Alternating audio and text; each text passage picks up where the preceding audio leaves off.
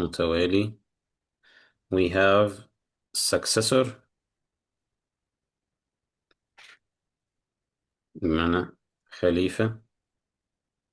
إذا بتدرس تاريخ أكيد تعرف الخليفة العثماني، الخليفة العباسي، وهكذا يعني. تقريبا أيوة. The noun from it is succession بمعنى الخلافة.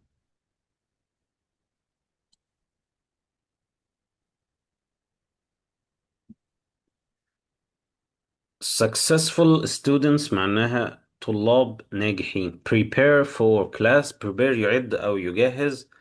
Homework assignments. Assignments بمعنى واجبات. Homework بمعنى واجب. طب ايه الفرق بين homework و assignment؟ ما هو طالما الاتنين بمعنى واجب، عارف ايه الفرق؟ لا. اوكي، I'll tell you. homework واجب قد يكون يومي، أي على جزء صغير محدد.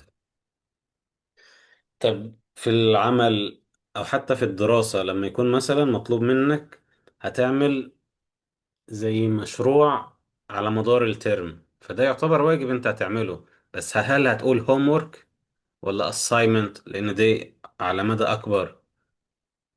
مارك. no. اه. homework لما بيكون واجب على شيء صغير محدد. يعني مثلا النهارده واجب المفروض تبقى عامله لبكره. اوكي، في المدرسة مثلا. إنما لو مثلا الأستاذ قال لكم النهاردة هتاخدوا واجب هتعملوه على مدار الشهر ده، وفي بداية الشهر اللي جاي هشوف بقى انتوا وصلتوا لإيه. وليكن research بحث، activity نشاط، مشروع project، شيء زي كده يعني. فده بيكون اه. واجب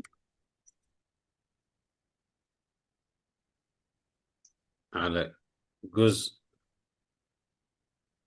أكبر وعلى مدى زمني أطول.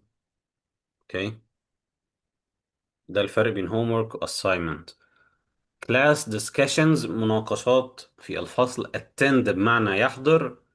every class. Okay, I want you to read the second column in the middle. Okay,